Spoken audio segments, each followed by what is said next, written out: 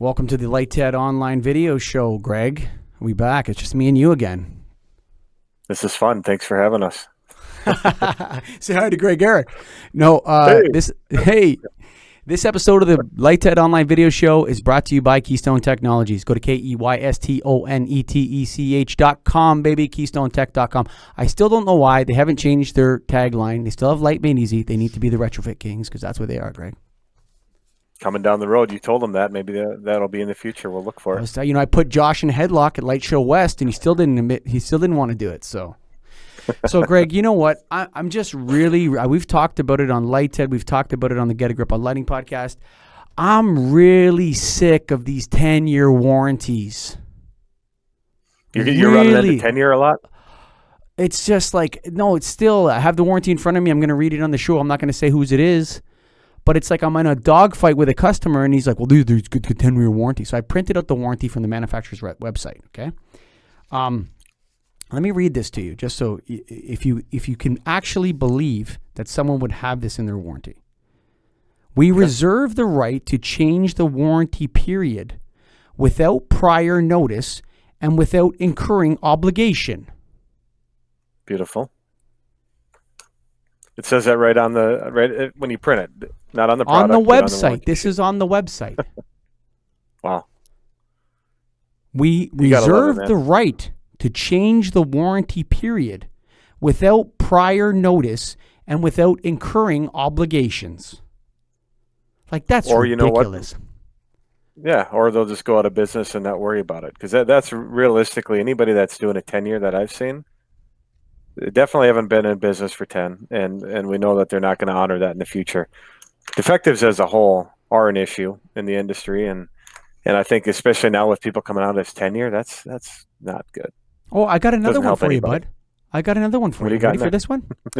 Product failure caused by faulty power supplies, overheating caused by improper installation, omission of heat sink parts, or misapplication, omission of heat transfer compound.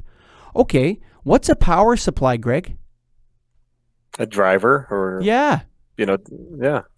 Who puts the driver in there? They do, don't they? It depends on the tube. Well, not the tube. What do you mean tube? This is a purpose built. Oh, that is. Yeah, that's a fixture. This is a light fixture. Yeah, no, this is not. It's a light fixture, right? And product failure caused by faulty power supplies. That's a code word for driver. Yes. And it makes it sound like to people like, it's like, the supply of power in my building. No, they're talking about their own product. Does it say anything about the warranty on the driver? No, later on it talks about other companies' warranties, and it's like, where is that clause? Let me just get through this thing. Okay, overheating caused by improper installation. Maybe omission of heat sink parts, or misapplication or omission of heat transfer compound. Who puts this heat sink parts on the fixture? Purpose-built fixture would be the manufacturer of the fixture. Right. Right. And who would misapply or omit a heat transfer compound? The manufacturer of the fixture. Right. So their limited warranty does not cover that. If they make a mistake in how they put it together, it doesn't cover it. Yeah, if we make a mistake in how we put our fixtures together, the warranty's void. Wow. Like, look at this. This is a good one. This is complete. This is like completely. Let me get this one. I got another one for you here. It actually, I don't know if it gets better, but it does get worse. Okay, that's. I'm just so hot with this. I can't believe I'm up against this. It feels so gross. Like, it's like gross. Like, and you're reading it. You're one of the only guys to the guy. He's like, and read it. He's my favorite customer. He's been with me forever, and there's like a ton of business on the table with him. And I would make a deal with the guy in a handshake. He's a great negotiator, and his best line, he always says it like, I remember one time I had him sign a contract, and it was a very large contract. And I said, yeah, okay, so when can I pick up the deposit check? He's like, what deposit? What are you talking about? I'm like, yeah, there's a deposit on the job of, a lot of money. He's like, I'm not paying you a deposit. What are you talking about? Because you get paid when the job's done. I'm like, well, you just signed the contract. And he looks at me and goes, you think I'm afraid of a piece of paper, buddy? Best line ever, dude. It's awesome. Best line ever. Deposit. Yeah. I mean, they just said, no, I'm not paying you a deposit. You bill me when you're done. And you know what? I mean, he's a type of guy, he's hard as heck, but he's also a man of his word, right? So, where's the other one here? There's another good one here, man. Where defects in material, manufacturing, or design cause the product solution failure. So how does a guy who's a man of his word and not afraid of a piece of paper going to take any of this into account when making his decision? Why would he say a 10-year warranty makes sense? I can't say because it gets too specific about the customer specifically, right? But I mean, okay, here's another one. Failure caused by fires, okay. Misuse, accidents, abuse, neglect, mishandling, misapplication, okay. Improper handling, installation incurred by the user or the installer, okay. Or acts of God, right? Now, what do you think they define as acts of God? Earthquakes? Volcanoes? Sure. Right? Yeah. Maybe they don't define it. It doesn't say hurricanes. Okay. No. It doesn't say tornadoes. No, it says such as lightning or fluctuations in electrical power.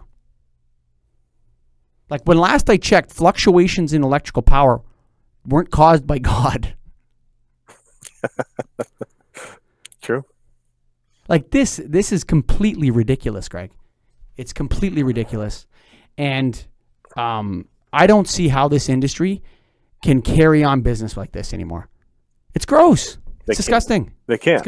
It's completely disgusting. And that's the major issue with the whole industry as a whole. Did you turn your phone off there, Greg Eric? I turned it off. Got it done. Aren't you a professional broadcaster by this time? I'm working at it. The issue is that there's so many companies that come out and just throw this stuff out there without any meaning behind it or without any backing behind it. And it's kind of our job, or people that are actually in the industry, to help educate, like you're attempting to do on this one. You're reading it to him, and hopefully he takes that into account when making his decision. Unfortunately, a lot of times it doesn't happen, but it's frustrating. I hear you. Oh, dude, I'm so jacked up about this. I'm like really upset. And you know when you ever been up against like a non-lighting guy, and he's always like, why would you retrofit a fixture? It's stupid. It takes way longer. It's easier to change the whole fixture out. Come on, dude.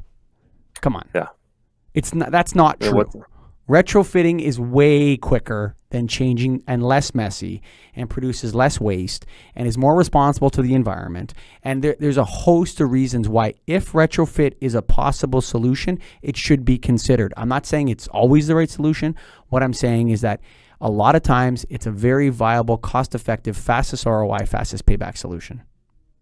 You know, that's funny you bring that up, the environmental impact of the waste generated by these projects that we do, or lighting people do. When you replace an entire fixtures, it's a lot of waste, as you just said. So what's the most efficient way, energy-friendly way to do any lighting project? Okay, for sure, it's to use first of all, folks in Light Ted world out there listening to this, fixtures made from the 1960s to 2000 were made of a thicker gauge of steel than they are made today.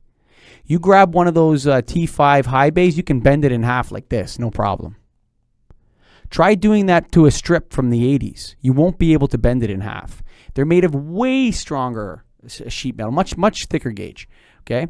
The next thing is that when you're retrofitting, you basically gutting the fixture of all of its lighting and electrical materials, and possibly even the reflector, Greg. Sometimes you're even doing the reflector, not cleaning it. You're even putting a new reflector in or something, especially with some of those Keystone kits. It's basically a fixture inside a fixture, right? It takes, 15 minutes to install. You can pay your electrician's piecework. So you're not disconnecting any power. You're not chain hanging anything. You're not... you're taking out the sockets, the wires, the ballast, and the old lamps, and you're putting in either a fluorescent ballast that's going to run LED tubes, or you're putting in a new driver, or you're putting in some kind of kit. This is way faster. It's okay. First of all, number one, we have to go mine more aluminum, or we have to go and recycle aluminum. Metal processing is one of the most energy intensive, polluting things you can possibly do. You want to make pollution? Go dig a mine somewhere and extract iron ore or copper and aluminum from the earth. Okay? I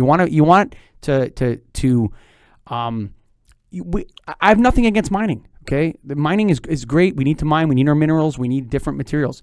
But why use them recklessly? Why when you don't need to? Now, are there times for new fixtures? Of course. Greg, you and I know that of course there are times for new fixtures. I've sold thousands of new fixtures. Retrofit's not always the answer. But when it is certainly the most environmentally friendly solution you can choose, folks. For sure. There's no doubt about it. No, you want to argue with me? Come on this show and argue with me. And I will kick your ass, son. That's the end of the story. There's no chance you can argue with me on this. The second thing is think about now instead of taking down some fluorescent tubes and putting them in the box, you've generated a ginormous mound of scrap metal. And that scrap metal, a good, percentage of it is not recyclable. A lot of it is valuable, but it needs to be go to a place where there's an enormous fire, a huge fire, right? Think about how hot the fire has to be to melt aluminum or copper or steel. That's a hot fire. You need a lot of energy to make that fire, right?